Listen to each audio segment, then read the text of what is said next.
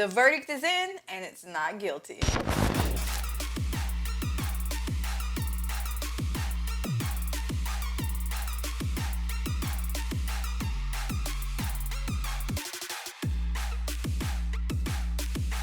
What's up, guys? Welcome back to another episode of the Marquita Show podcast, a podcast where I talk about everything from politics to pop culture and everything in between.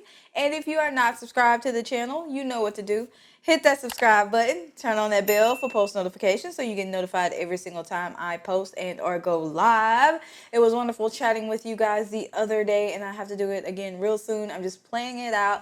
That was kind of a spur of the moment type deal, and now I kind of see how it operates, so we're going to definitely do that again. And also, if you're not following me on my social media, the links will be down below in the description box. More specifically, TikTok. It's really taking off. We have a lot of fun, and it's just enjoyable over there, so make sure to follow me on social media. Now, the biggest topic, what we've all been waiting for, this witch hunt has kind of sort of come to an end, but you never know with the Democrats. So the verdict is out, and President Trump has been found not guilty. Now, this is according to CNN News. Now, we all know that is a leftist media outlet. People rag on me because they say I always use Fox when I really don't. I use any media source that is, you know, for the most part, honest. I like to rely on several different sources. So this one is coming straight from CNN. Now, we're going to talk about it. Let's go over the article because they kind of give like a breakdown of what went on. Now, prior to the impeachment trial, they took a vote to see if this would even be considered constitutional to impeach a president that has left from office, because we all know that the punishment of an impeachment is removal from office. So what do you do if the president's already gone? Technically, you would think you wouldn't be able to impeach him, but when they took a vote, it was clear that the majority of Republicans were not in agreement that it was even constitutional to even allow for this trial to go on.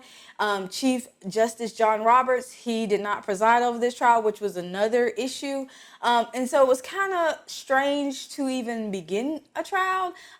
It just didn't even sit right with most Americans, so I don't.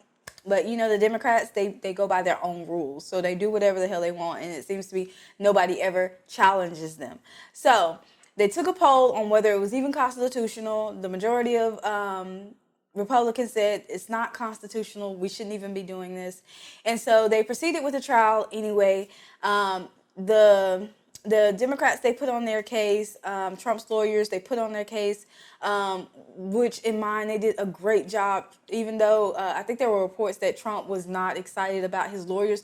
But in my eyes, they did a wonderful job exposing the Democrats for the hypocrisy that they are. The whole party, it's like the pot calling the kettle black. All these instances where you said Trump, his rhetoric incited violence, you spoke the same rhetoric. Kamala Harris, Maxine Waters with her, if you see someone from the opposing party, whether it be at a gasoline station or at a restaurant, you jump out, you create a crowd, you push back.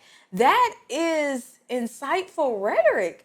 But yet she gets a pass for it. Kamala Harris bailing out Black Lives Matter protesters. What sign does that send? So these people are hypocrites. Luckily, you know, for some reason, because we've been seeing a lot of them jump ship, the Republicans stood their ground and they handled business. Hats off to them. To the ones that voted against, I feel sorry for you in your upcoming elections, because people have been releasing who's up for re-election. And if you voted against Trump, which Trump has a pretty big base, you are in trouble, my friend. So let's pull up the CNN article. Let's see what they had to say, and we're gonna talk about it a little bit, break it down. What do I think about it? And then, you know, at the end, I want to know what you guys think about it. Let's scroll down to the original post where they posted it. It says, former President Trump has been acquitted in his historic second impeachment trial, with 7 Republican senators joining 50 Democrats voting to convict fewer than the 17 needed. Of course, they needed 17. In the beginning, I didn't think they were going to get 17. That was a huge number. I don't think that many people were going to turn on Trump or vote against the party. When they took the poll in the beginning, it was clear that a lot of them thought it was unconstitutional. So they kind of knew, they had an idea where it was going, but they proceeded anyway, which I think the Democrats just did it to kind of, it was like it's their Hail Mary. It's like, well, we couldn't convict him on the first. We couldn't get him thrown out of office. What do we have to lose? In the word of Trump, what do we have to lose? So the Democrats, they threw a long pass to the end zone, but unfortunately they dropped the pass. So that was a good thing. A little football terminology there. Let's see. Democrats failed to get enough Republicans to convict Trump. The Senate is on. Okay, that was previously. And I think it's still going on. I'm not sure what exactly they're talking about, but it is, the verdict is in, guys. Again, this was just wrong to begin with. And I think they just wanted to deter him from running. And I also think they wanted to send the message to anybody else out there that thought that you being the regular human, the regular individual, that you should not want to try to run for the highest office in the land and try to invoke change. Because politicians love other politicians. That's clear, because a lot of Republicans jumped ship. They wanted to keep the same old in Washington. President Trump came in and he shook things up. He promised to be for the people, and he was. They had to get rid of him some kind of way. The election, we all know about that. It is what it is, but they cannot prevent him from coming back. Now, do I think he'll come back in 2024? Right now, I can't say either way. It would be interesting if he did. If not, I could understand why. As far as age-wise, he would be up there. We kind of talked about Biden for being really old.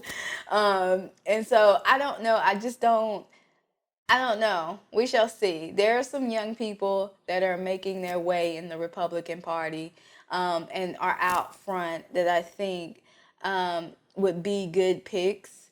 And I think they do really well. So if not, I think we have other great alternatives if President Trump does not decide to run again in 2024. And I do think these picks would be very successful. So anyway, with that being said, guys, not much more I have to report on this story. This is pretty good news for conservatives today, because we really had lost hope in our judicial system, our political system, our everything. So this is kind of like a reassurance. It's a really big win for us on this side.